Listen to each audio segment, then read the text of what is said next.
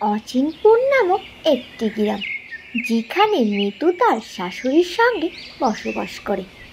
মিতু হলো খুব সহজ সরল একটি মেয়ে, তবে মিতুর একটি দোষ ছিল, সে কাজে খুবই ধীর, যার জন্য তার শাশুড়ির কাছে তাকে প্রতিনিয়ত ঝগড়া শুনতে হয়।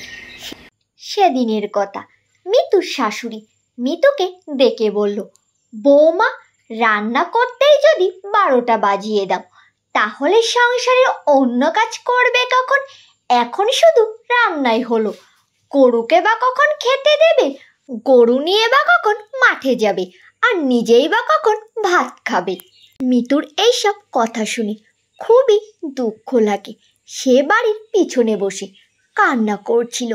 তখনই তার পাশ দিয়ে উড়ে যাচ্ছিল এক টুনটুনি পাখি। টুনটুনি পাখিটি মিতুকে দেখে জিজ্ঞেস করে, কি হয়েছে তোমার? কেন এত কান্না করছো তুমি? আমাকে সব খুলে বলো। ওইভাবে তুমি কান্নাকাটি করো না, আমার খুবই কষ্ট হচ্ছে তোমাকে এইভাবে কাঁদতে দেখে। মিতু তখন টুনটুনি পাখিটিকে সব খুলে বলল।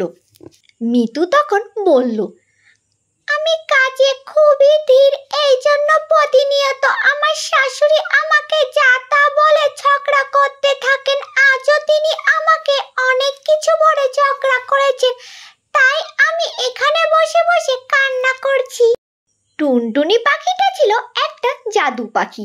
সেই পাখিটি তখন বলল, এই বাবা, তুমি চিন্তা করো না, আমি এখনই তোমাকে একটি জাদু শক্তি দিচ্ছি, যার দ্বারা তুমি খুব সহজেই কাজগুলো অল্প সময়ের মধ্যে করে আসতে পারবে।